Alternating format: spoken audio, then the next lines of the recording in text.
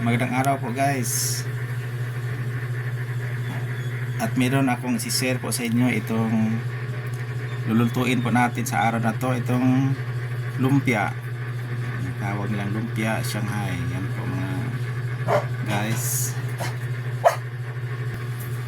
At hindi naman po siya nangangailangan ng masyadong maraming sangkap or ingredients. Ito lang yung kunting karne. Yan po ay 1/4 kilo lang. Yan, dalawang kalahati na repolyo or cabbage, isang carrot, patatas, at meron tayong bawang at saka sibuyas, saka itong pampalasa mga guys.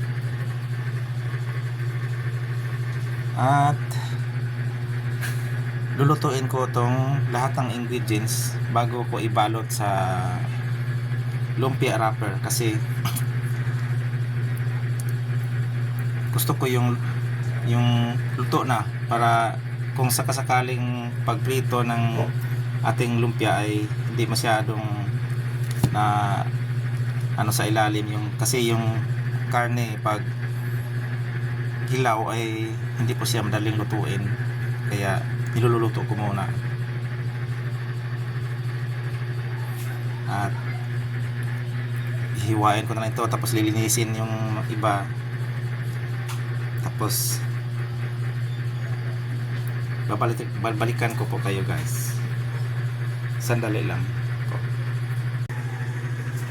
At ito na po guys, at nalinis ko na po itong mga sangkap, at prepare ko na po para lutuin muna bago siya ibalot mga guys. At ito pala yung prepare ko na lumpia wrapper, ay yung unsalted po. Matabang po siya, para yung timpla dito ay yun lang talaga, yung hindi siya alat ng mahal, kasi masyado pag salted yung wrapper mga guys. Itong lumpia ay hindi naman to kailangan ng masyadong expert na magluto, pero masarap po to. Yan po yung mga ingredient niya. Itong sili ay nilagyan ko na sili, pero optional lang po to. Pwede naman hindi maglagay. Ako gusto ko maglagay nito kasi gusto ko yung medyo manghang po siya.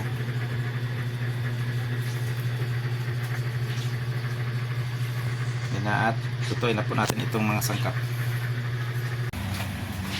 Ito na po siya guys, at lulutuin na po natin itong mga sangkap. Maglagay lang po tayo ng kunting oil.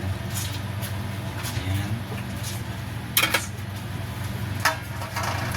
Tapos painitin natin bago ilagay itong mga sangkap na yung bawang at saka yung sibuyas, pati na itong sili. Lahat na ilagay na po natin ito ng bawang. Maya ay yung sibuyas at saka yung sili naman yung masunod.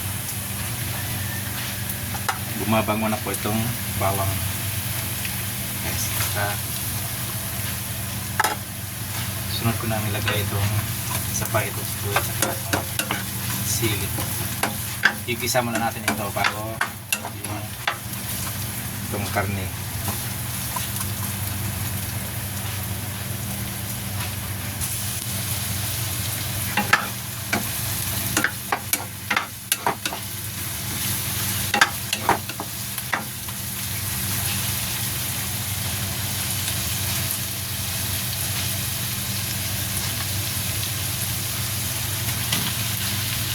Ay susunod na itong karne. Ito ay lutuin para ito kasi yung pinakamatagal magluto ng karne. Itong mga ibang sangkap ay ano lang, slight lang siya na pagkaluto kasi madali lang kung niluluto yung mga gulay. Guys. Pagkaluto natin.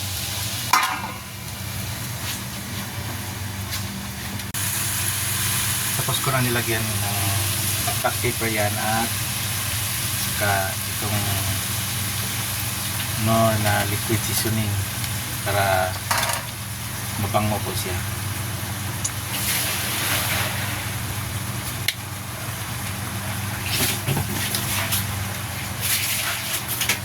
Pati na itong masarap.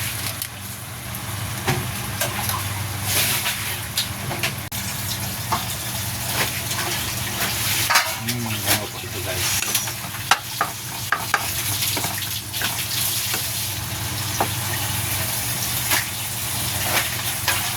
Tapos ay sunod na itong dalawang sangkap. Ilagay ko na itong carrot at saka itong patatas. Lutuin natin sandali tapos ito yung pinakahuli, yung dahon.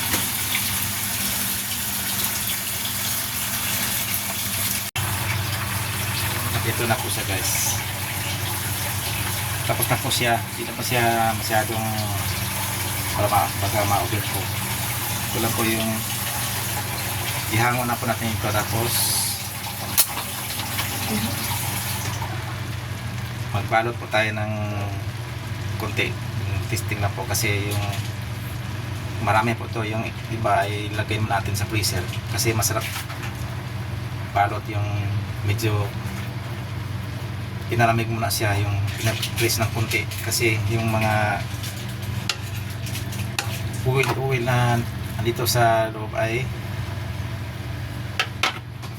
makakapunin po ng balot kung hindi ingatan.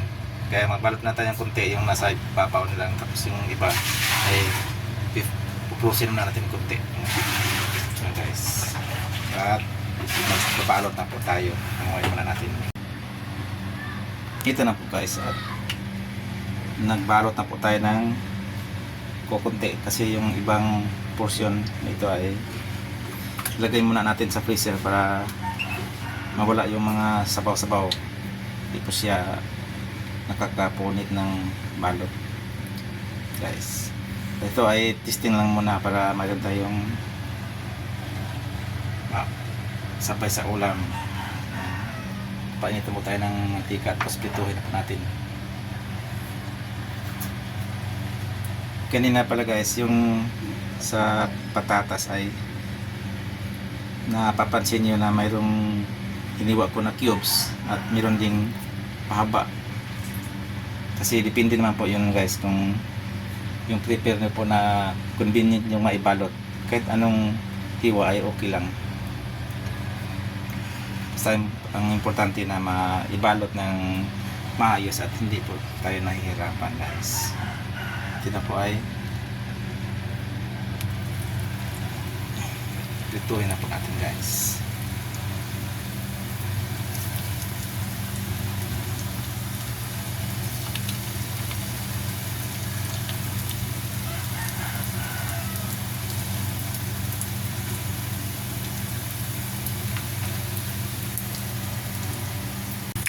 Ito guys ay kahit hindi naman ito na masyadong matutong ay okay lang yan, yung hindi siya masyadong kasap kasi yung lulutuin na natin kunti yung laman at saka yung wrapper kasi yung laman yan ay talagang luto na talaga, hindi na yung kainin.